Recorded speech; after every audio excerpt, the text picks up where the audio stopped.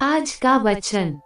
पहला पाठ रोमियो के नाम संत पौलुस का पत्र, अध्याय 16 पद संख्या 3 से 9, 16 और 22 से 27। ईसा मसीह में अपने सहयोगी प्रिस्का और अक्विला को नमस्कार, जिन्होंने मेरे प्राण बचाने के लिए अपना सिर दांव पर रख दिया। मैं ही नहीं बल्कि गैर यहूदियों की सब कलीसियाएं उनका आभार मानती हैं। उनके घर में एकत्र होने वाली कलीसिया को नमस्कार। एशिया में मसीह के प्रथम शिष्य अपने प्रिय एपेनतुस को नमस्कार, और मरियम को भी, जिसने आप लोगों के लिए इतना कठिन परिश्रम किया।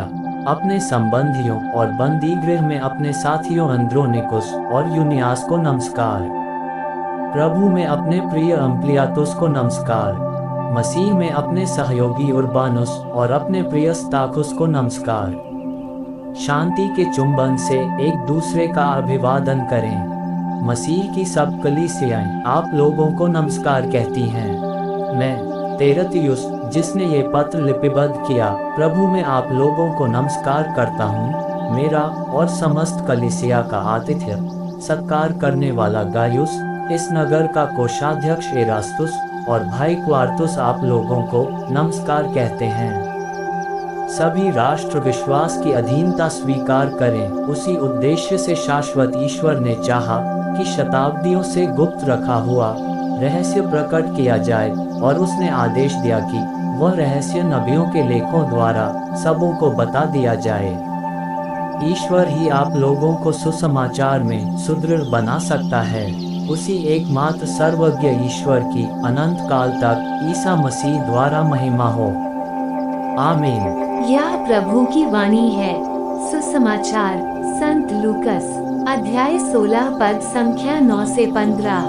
मैं तुम लोगों से कहता हूँ, झूठे धन से अपने लिए मित्र बना लो, जिससे उसके समाप्त हो जाने पर वे परलोक में तुम्हारा स्वागत करें। जो छोटी से छोटी बातों में ईमानदार है, वह बड़ी बातों में भी ईमानदार है, और जो छोटी से छोटी बातों में बेईमान है, वह बड़ी बातों में भी बेईमान है। यदि तुम झूठे धन में ईमानदार नहीं ठहरे, तो तुम्हें सच्चा धन कौन सौंपेगा? और यदि तुम पराये धन में ईमानदार नहीं ठहरे, तो तुम्हें तुम्हारा अपना धन कौन देगा? कोई भी सेवक दो स्वामियों की सेवा नहीं कर सकता, क्योंकि वह या तो एक से बैर और दूसरे से प्रेम करेगा, या एक का आदर और दूसरे का तिरस्कार करेगा। तुम ईश्वर और धन दोनों की सेवा नहीं कर सकते। फरीसी, जो लोभी थे, ये बातें सुनकर ईसा की हंसी उड़ाते थे। इस पर ईसा ने उनसे कहा, तुम लोग मनुष्यों के सामने तो धर्मी होने का ढोंग रचते हो, परंतु ईश्वर तुम्हारा हृदय जानता है। जो बात मनुष्यों की दृष्टि में महत्व रखती है, वह ईश्वर की दृष्टि में घृणित है। यह प्रभु का पवित्र सुसमाचार है। आमीन। आज का चिंतन। हमारे हर कार्य हमारे व्यक्तित्व से जुड़े हुए हैं, इसलिए आज के पाठ निष्ठापूर्वक अपने जिम्मेदारियों का वहन करने का निमंत्रण देते हैं। हमारे इस संसार में यूं तो लोग विभिन्न प्रकार की प्रेरणाओं से प्रेरित होते हैं, पर वे भी प्राथमिकता की दृष्टि से दो श्रेणियों में आते हैं, ईश्वर और संसारिकता।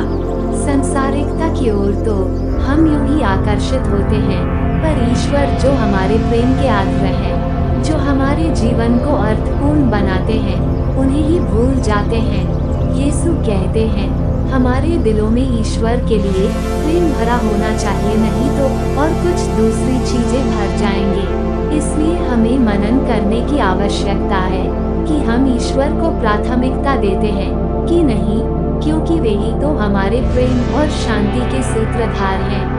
इस तरह हमें कलीसिया के सदस्य की तरह नहीं, बल्कि कलीसिया के खंभे के रूप में खड़ी होने की आवश्यकता है। आमीन।